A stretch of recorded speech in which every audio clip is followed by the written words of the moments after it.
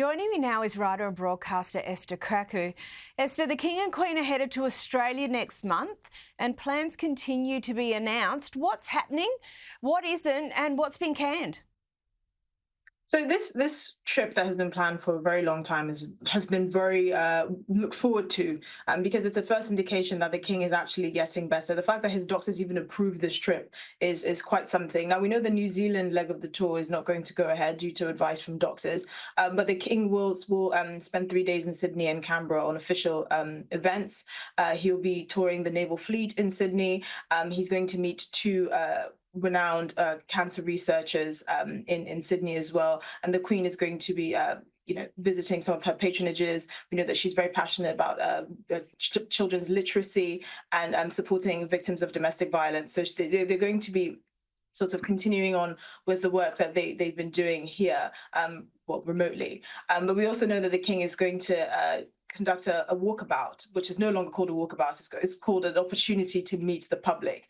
And now we know that it was first started by Queen Elizabeth in the 1970s on her tour of New Zealand, but the name has had to be changed from walkabout to meeting the public, because apparently it's offensive to some Indigenous groups. Apparently, they use it to indicate someone that's, going on a long journey or doing some sort of initiation rites. So they find that the use of the term to just describe someone, walking about as quite offensive. And it's quite an interesting sort of pivot from the past, because we know that the king's father, Prince Philip, had a lot of infamous gaffes. Remember, he back in 2002, he asked an Indigenous dancer whether they still throw spears at each other, and he also congratulated a hiker in Papua New Guinea for not being eaten by local villagers, which at the time was scandalous. I mean, I look back now and I actually find it quite funny, but obviously back then it was quite a scandal, and we know that the king doesn't want to offend where it's not necessary. He doesn't have the same sort of sharp, witty sense of humor that his father did, which he managed to somehow get away with. I mean, it's incredible that Prince Philip was never cancelled. But these are the plans, and the king is also going to meet with heads of government in Samoa for the Commonwealth Heads of Government Summit. So this is a very anticipated tour, and it's a very positive sign that he's actually able to do this, because we know that he's still undergoing cancer treatment, unlike his daughter-in-law, who this week has announced that she has finally completed her treatment. So we do hope it goes well. We hope that there are no hitches, and it also is a quite important statement of how the king views Australia.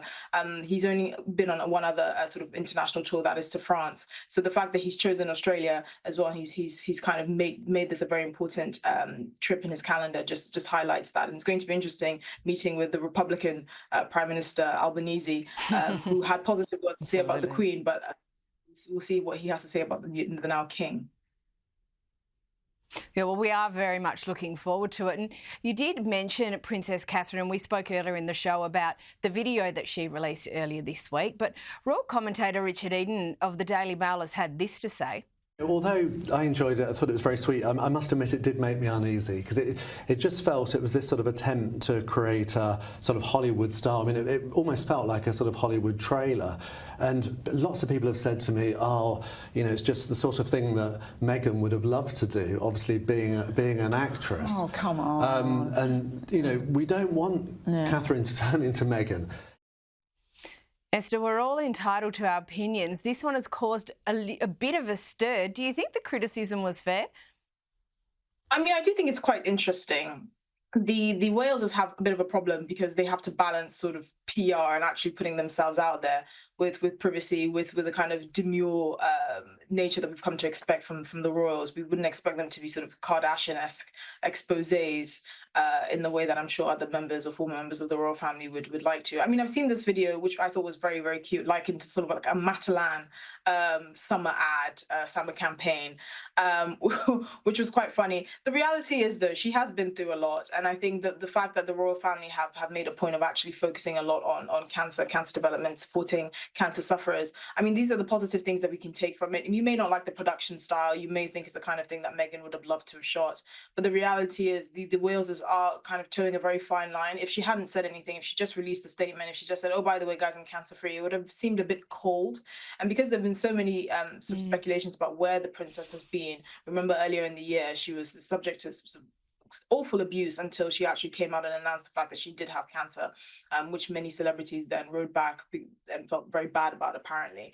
So I don't think it's necessarily fair, because they're kind of stuck between a rock and a hard place. I do agree that this is the sort of thing that Meghan would have loved to have made, but Meghan is an actress. I think presenting herself and being out there and presenting a certain persona is her bread and butter. And I don't think there's any danger of her becoming like Meghan, one, because they don't speak, and two, because of the acrimonious sort of split between the Sussexes and the royal family. I think this is a bit far-fetched, and I think it's kind of missing the point of the video. Yeah, absolutely. And look, another topic that keeps popping up since you mentioned Meghan is how difficult Meghan is to work for. Now, a couple of strident allegations have been made this week, calling Meghan Duchess difficult and a dictator, fighting words.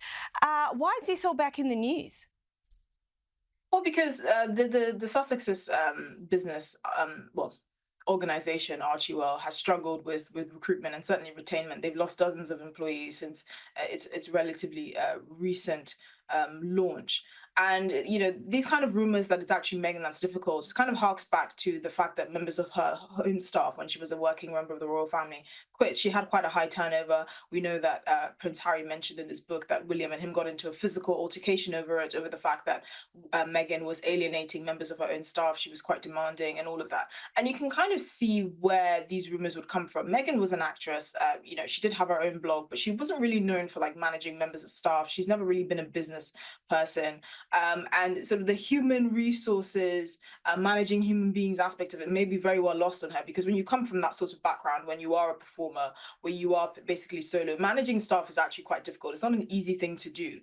Even for the case of the Waleses, Prince William and Princess Catherine, it's something that has taken a while, because if you've not actually worked in a business environment, if you've not had an actual job, if you've not done a lot of administrative tasks or actually managed people, it's not something that necessarily everyone can fall into. I mean, I know recruitment agencies that actually ask, female-only recruitment agencies that ask, would you like a female boss?